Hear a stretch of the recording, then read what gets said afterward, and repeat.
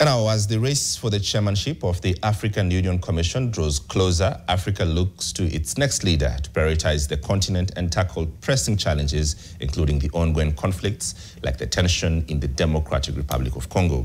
And as Kenya pushes for the role of the second time, the AUC chairmanship not only represents an opportunity for East Africa to have a stronger voice in continental affairs, but also holds the potential to reshape the political dynamics both within Kenya and the region.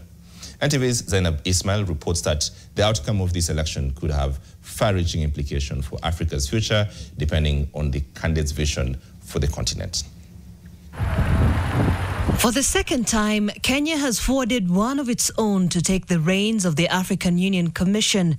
Raila Odinga faces competition from Djibouti's Foreign Minister Mahmoud Ali Yusuf and Madagascar's former Foreign Minister Richard Randriamandrato. We spoke with Dr. Hassan Kanenje, the director, Horn International Institute for Strategic Studies, about why this election is important and what Raila's candidacy means for the country.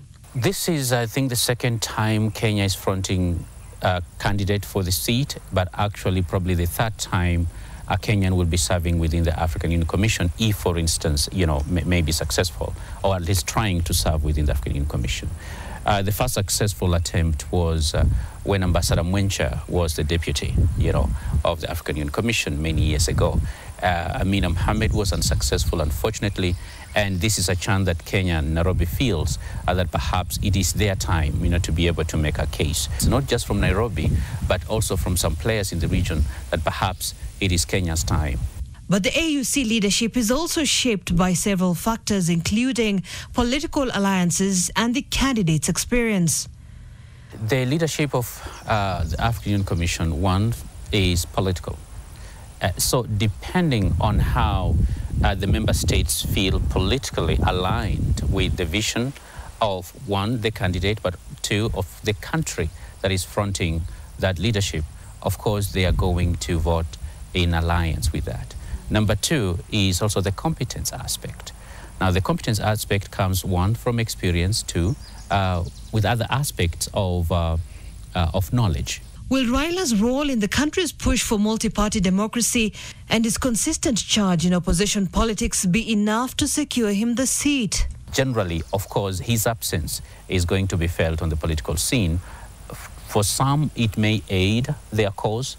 For others, it may aid, or that may affect their political fortunes in a negative way. Now, regionally, if he's successful, he may become the chair of the African Union Commission, that he's going to at least put the issues of East Africa at the front and center of the African Union questions and discussions. The election begins on the 12th of February in Addis Ababa, Ethiopia, with candidates needing a two-thirds majority or at least 33 votes from the 55 AU member states to win. The final election is set for the 15th of February. Whoever wins would succeed Musa Faki and lead Africa's development agenda. Zainab Ismail, NTV.